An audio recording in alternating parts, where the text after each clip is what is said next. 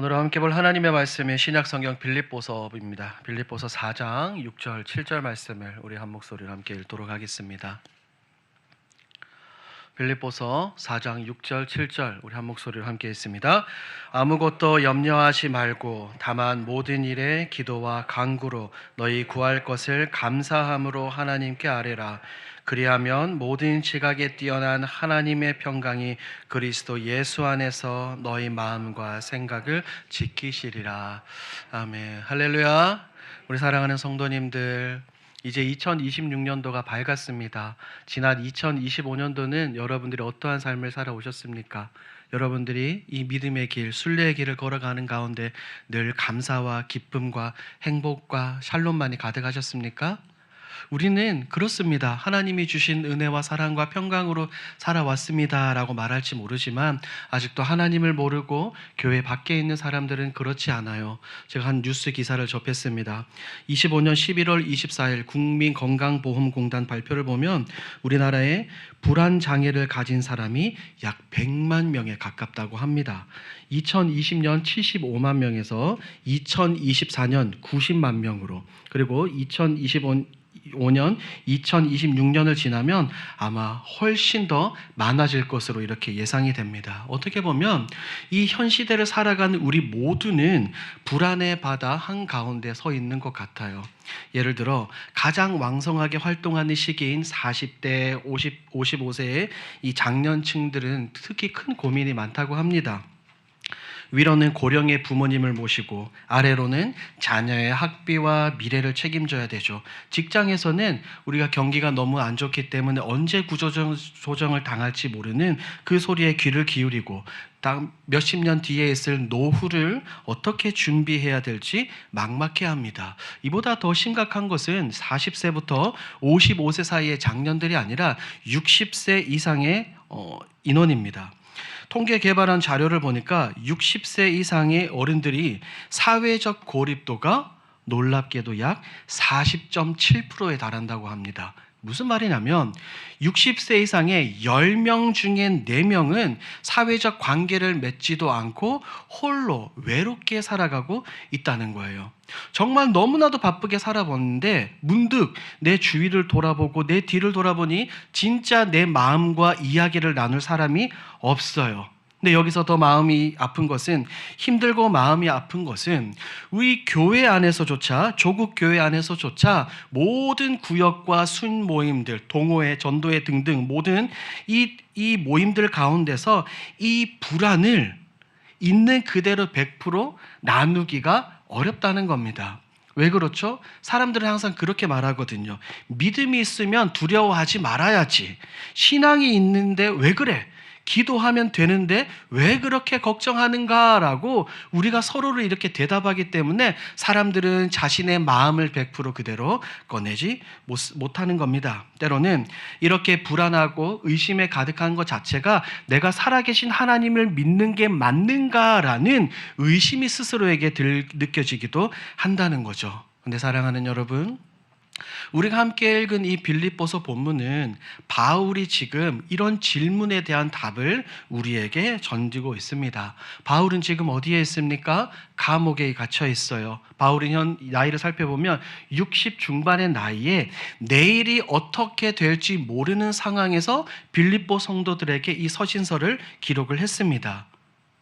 바울은 우리에게 염려하지 마십시오라고 말하는 것이 아니라 우리가 가지고 있는 이 염려를 내려놓을 것을 알려주는 초대장이죠. 오늘 말씀을 통해 불안이 아니라 하나님이 주시는 진정한 위로와 평안, 샬롬으로 살아가는 저와 여러분들이 되길 우리 주님의 이름으로 축복합니다. 한 절씩 한번 살펴보죠. 6절 말씀을 보니 바울은 먼저 이렇게 말합니다. 아무것도 염려하지 말고 라고 말이에요. 여러분들이 이 편지를 받는다고, 이 말씀을 여러분들 귀에 들어온다고 생각 한번 해보십시오. 혹자들은 그렇게 제게 질문하실 수도 있습니다. 목사님, 그게 쉽습니까? 염려하지 않는 게 진짜 쉽습니까? 라고 질문하실 수도 있어요. 왜냐하면 때로는 자녀 문제들 때문에, 자녀 손들 문제 때문에 밤잠을 설치시는 사람들이 있죠. 혹은 건강검진 결과를 기다리면서 떨리는 마음으로 기도하는 분들에게 아무것도 염려하지 말라라고 말하는 것은 어떻게 보면 너무 단호하게 들릴지도 모릅니다. 하지만 우리가 기억해야 될 것은 바울이 이 서신서를 작성한 장소이죠. 언제 처형당할지 모르는 그 차디찬 지하 감옥 안에서 아무것도 염려하지 마십시오라고 바울은 쓰고 있어요. 이게 무슨 말이냐면 바울은 그냥 책상에 앉아서 탁상 공론하는 것이 아니라 불안과 죽음의 바다 한가운데서 우리에게, 성도들에게 지금 이 본 서신서를 작성하고 있는 겁니다. 사랑하는 여러분, 바울이 지금 6절에서 말하는 이 염려하다라는 이 단어의 원뜻은 마음을 나누다, 조각을 내다라는 뜻입니다. 한번 우리에게 적용을 해볼까요? 여러분들이 염려와 걱정과 불안과 근심에 가득할 때 여러분들의 마음과 생각은 어떻습니까? 하나님께 우리가 딱 집중하고 고정되는 것이 아니라 여러 가지 생각들과 여러 가지 마음들이 드는 거예요. 내가 하나님을 믿는다고 말하지만 그것이 첫 번째 플랜 A, 하지만 내가 플랜 B를 계획하는 겁니다. 그리고 플랜 C, 두 번째, 세 번째, 네 번째 온갖 계획들을 다 세워 놓는 겁니다. 믿음과 현실 사이에서 마음이 분열되기 시작할 때 우리 안에는 하나님이 주시는 평강이 점점 사라지기 마련이죠. 그렇기 때문에 그 사실을 알고 있는 바울은 지금 염려하지 말라라고 말하는 동시에 우리에게 기도하라라고 말하고 있는 겁니다. 바울은 우리에게 그냥 걱정을 멈추라, 염려하지 마 하는 것이 아니라 불가능한 것을 알고 있기 때문에 그 염려와 걱정과 문제를 바라보는 우리의 시선을 거기에서 옮겨서 그 모든 것의 근본이고 해결책이신 하나님, 우리 주 예수 그리스도께 시선을 옮기라고 우리에게 말하고 있는 거예요. 더 쉽게 표현을 하자면 아까 말씀을 드린 것처럼 염려하다는 원어는 마음과 생각이 조각난 건데 그 조각난 것을 하나로 모으라는 겁니다. 마치 퍼즐이 흩어져 있지만 그 흩어진 마음과 염려를 하나로 모으라는 거죠. 그리고 나와서 바울은 이어서 말하는 겁니다. 모든 일에 기도와 간구로 너희 구할 것을 감사함으로 하나님께 아뢰라고 말입니다. 바울은 여기서 두 가지 단어를 사용하죠. 첫 번째는 기도와 간구입니다. 기도는 우리가 잘 알고 있는 것처럼 하나님께 드리는 예배적인 호흡이죠. 형식을 갖추고 하나님의 절대 주권을 인정하며 경건하게 하나님께 엎드리는 것이죠. 그리고 이어서 간구는 무엇입니까? 나의 문제를, 안타까운 마음을, 절박함을 하나님께 그대로 토해놓는 겁니다. 하나님, 저 너무 힘들고 마음이 아픕니다. 저를 제발 좀 도와주십시오라고 고백을 하는 것이죠. 그런데 바울은 왜 6절에서 이 기도와 간구 두 단어를 함께 사용했을까요? 그것은 기도라는 것은 단순히 우리가 신앙생활을 하기 때문에 해야 하는 종교적인 행위와 행동이 아니라 하나님과의 분명한 인격적 관계를 표현하고 나타내기 위해서 기도와 간구라는 단어를 사용을 했던 겁니다.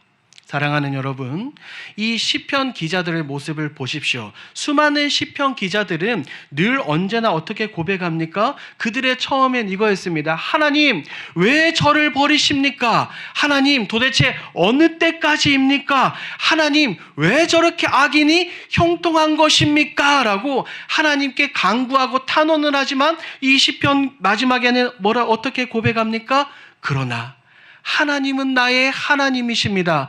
주님은 나의 주님이십니다. 라고 이 시편 기자들이 결론을 맺는 것입니다. 사랑하는 여러분, 우리가 하나님께 나와 말씀 붙들고 기도한다는 것은 내 감정을 그냥 쏟아내는 것이 아니라 이 기도의 자리에 나와 하나님과의 인격적인 관계를 다시 정립하고 하나님을 신뢰하는, 신뢰를 배우는 그 자리가 바로 기도의 자리인 줄 믿습니다. 하나님께 아뢰는 것은 내가 가진 주도권을 내려놓는 거예요. 하나님, 이 문제는 너무 크기 때문에 제가 어떻게 할 수 없습니다. 제가 해결하는 것이 아니라 이제 이 모든 것을 천지를 지으신 전능하신 하나님께 맡겨드립니다라고 모든 것을 하나님께 옮겨드리는 거죠.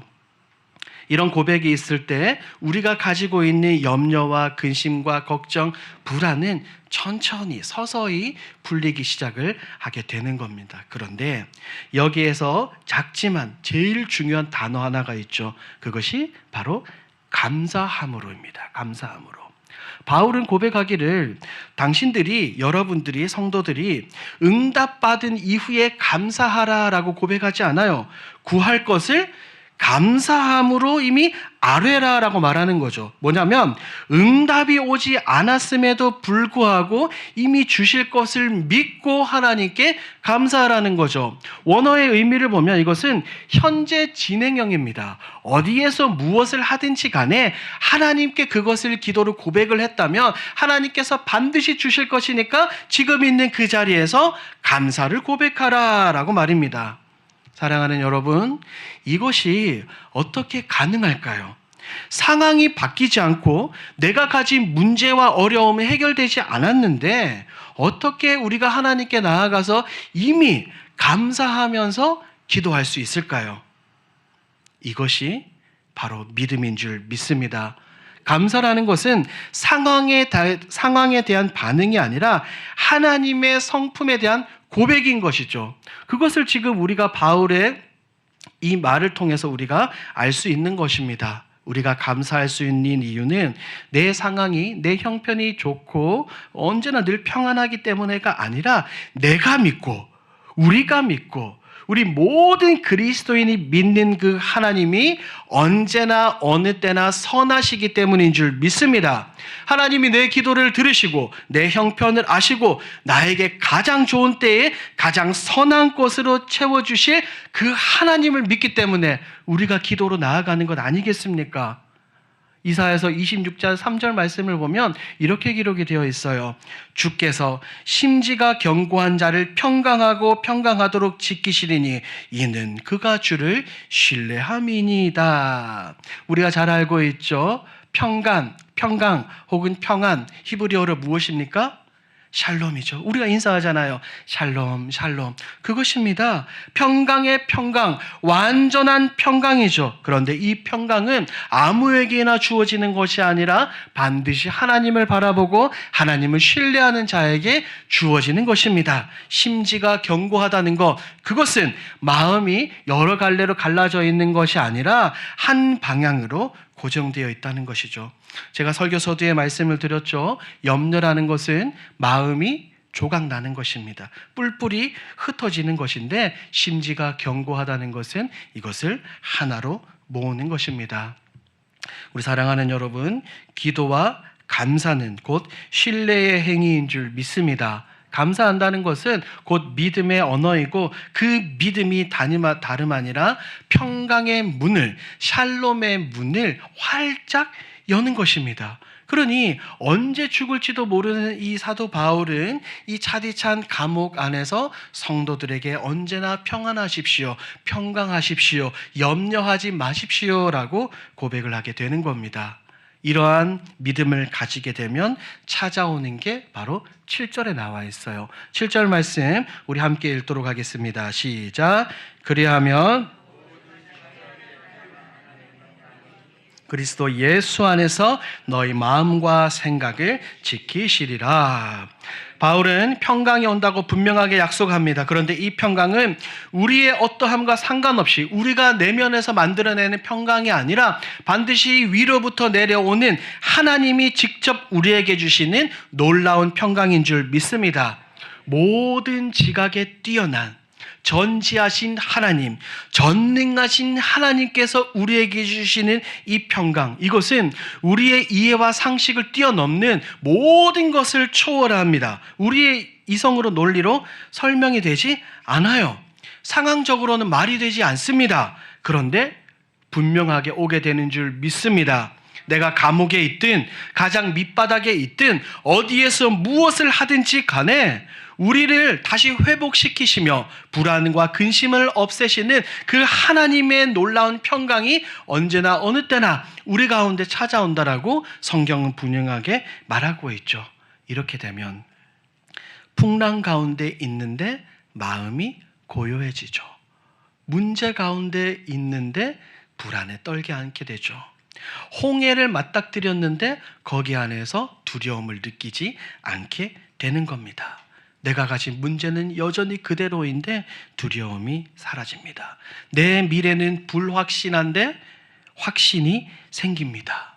사랑하는 여러분, 평강의 원뜻, 샬롬의 원뜻, 이것은 연결하다, 온전하게 하다라는 뜻입니다. 그러니 평강하다, 샬롬하다, 이것은 단순히 아무 문제가 없는 고요한 상태가 아니라 조각난 것을 다시 이어붙이는 하나님의 놀라운 은혜인 줄 믿습니다.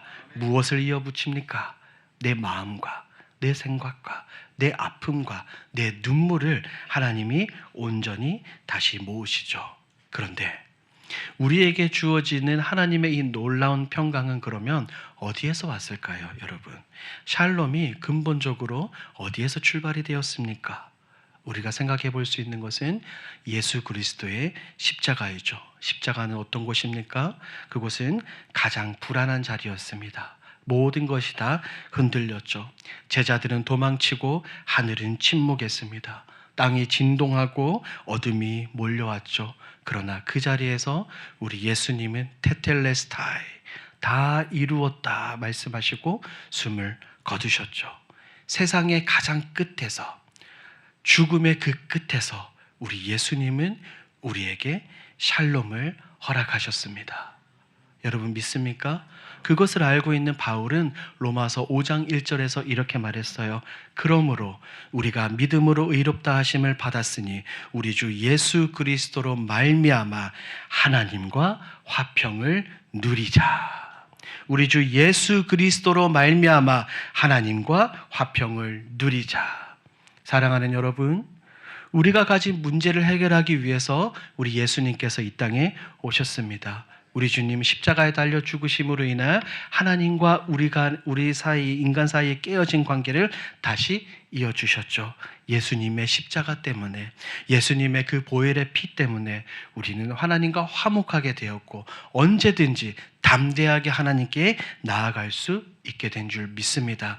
그렇기 때문에 7절에서 바울은 예수 그리스도 안에서, 그리스도 예수 안에서라고 분명하게 말하고 있습니다. 사랑하는 여러분, 평강은 오직 우리 하나님 안에서, 우리 주님 안에서 완전한 줄 믿습니다. 우리 예수님 밖에서 어떠한 심리적 안정도, 어떠한 평안도 주어질 수 없습니다. 참된 평강은 십자가에서 흘러나오기 때문입니다. 그러므로 평강은 내가 붙드는 것이 아니라 하나님이, 예수 그리스도께서 나를 붙드는 은혜인 줄 믿습니다. 나의 어떠함과 상관없이 내가 잘나고 강해서가 아니라 내가 믿는, 우리가 믿는 그 예수님께서 세상에서 가장 신실하신 분이기 때문인 줄 믿습니다. 사랑하는 여러분, 오늘 말씀의 결론을 맺도록 하겠습니다. 우리가 살아가는 세상은 여전히 불안합니다. 내일 무슨 일이 일어날지 모릅니다. 경제는 불확실하고 정치도 많이 흔들리고 있고 건강은 약속되지도 않았고 관계는 깨지기 쉽습니다. 지난 2025년 12월 25일 성탄절 오전에 제가 라디오를 틀었습니다. 라디오를 듣는데, 극동방송을 듣는데 이 진행자가 이런 질문을 했어요. 2025년도 한 해 이 그리스도인들이 가장 많이 찾아봤던 성경이 어디일까요? 어디일까요? 성도들이 가장 많이 찾아본 성경 본문은 오늘 빌립보서 4장입니다. 빌립보서 4장 6절과 7절 말씀을 성도들이 제일 많이 찾아봤대요. 왜 그래요? 우리 성도들의 삶 역시 세상에서 살아갈 때 쉽지 않기 때문입니다.